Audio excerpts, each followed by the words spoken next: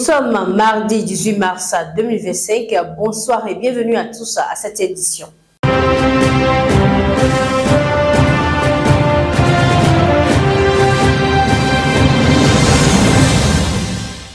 Après son retrait de la CEDEAO, le Niger a annoncé ce 17 mars 2025 son retrait de l'Organisation internationale de la francophonie. Niamey avait été suspendu de l'organisation quelques mois après le coup d'État qui a renversé le président élu Mohamed Bazoum en juillet 2023. Selon l'OIF, le Burkina Faso a déjà annoncé une démarche similaire.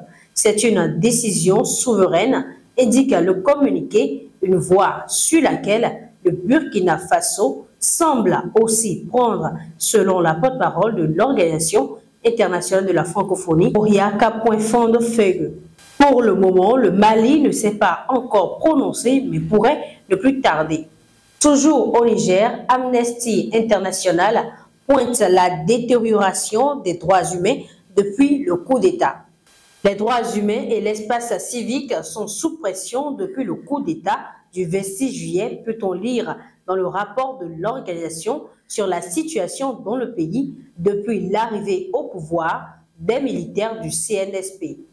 Les droits humains sont piétinés dans la législation comme dans les faits, estime Amnesty International, qui évoque des détentions arbitraires et certaines décisions de justice non respectées. Les violations de la liberté d'expression sont incessantes.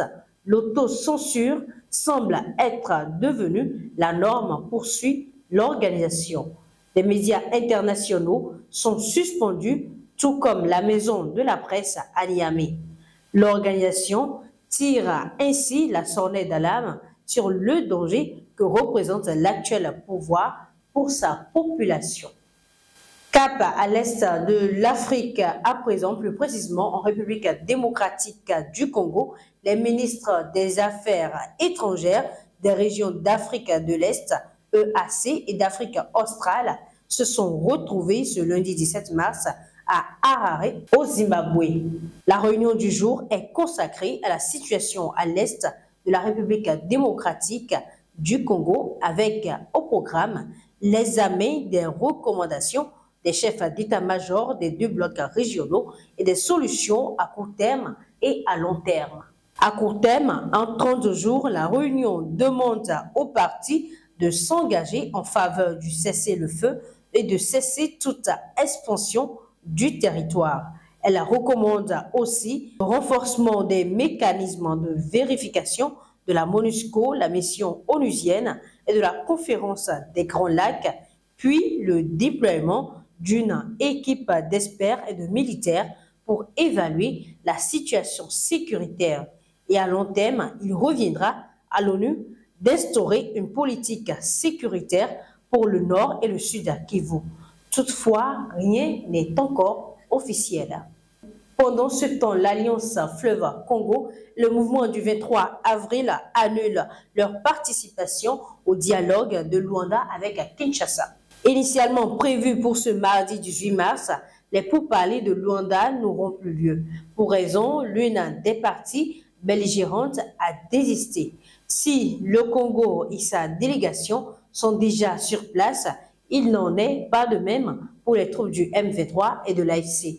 Ceci à cause des nouvelles sanctions émises à l'encontre des dirigeants et généraux de l'AFC et du M23. Aussi, le mouvement accuse les FARDC d'avoir lancé une contre-offensive, notamment avec le déploiement de l'aviation militaire dans le territoire de Walikale, où le groupe armé a fait une percée ces derniers jours. Une situation qui démontre la volonté de ces derniers à faire perdurer le conflit. Toujours dans l'actualité d'aujourd'hui, l'Union européenne pense que la Chine et la Russie ont recours à un arsenal digital massif pour s'intégrer et manipuler les démocraties occidentales. Ce qui s'avère comme une menace pour l'Europe. Je cite, « La manipulation et l'interférence des informations constituent une menace majeure pour la sécurité de l'Union européenne », a déclaré ce mardi 18 mars 2025 la chef de la diplomatie européenne, Kaja Kallas, dans un rapport. Elle poursuit en sonnant l'alarme et indique qu'il ne faut pas sous-estimer le pouvoir que tout cela a sur nous, ni les intentions de leurs auteurs. Les relations sino-russes sur l'OTAN semblent aussi contribuer à cette pensée de l'Union européenne.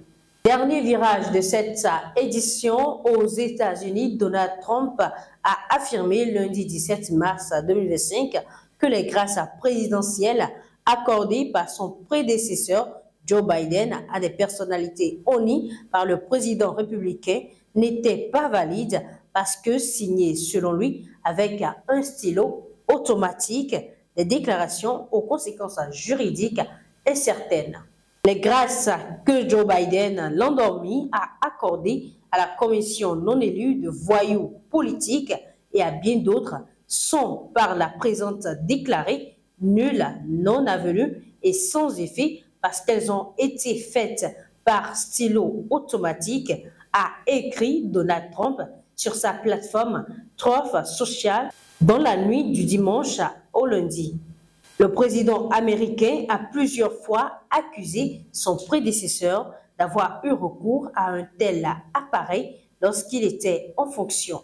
Vendredi, dans un discours au ministère de la Justice, il avait déjà insisté sur le fait qu'il signait lui-même ses décrets. Vous ne pouvez pas utiliser un stylo automatique pour ce faire. C'est la base, ce n'est pas respectueux pour la fonction, avait-il dit. Une nouvelle décision qui vient s'ajouter à tant d'autres depuis son investigation et qui pousse déjà à bout les juridictions. Mesdames et messieurs, c'est tout pour cette randonnée informative. Merci de nous avoir suivis. À très bientôt.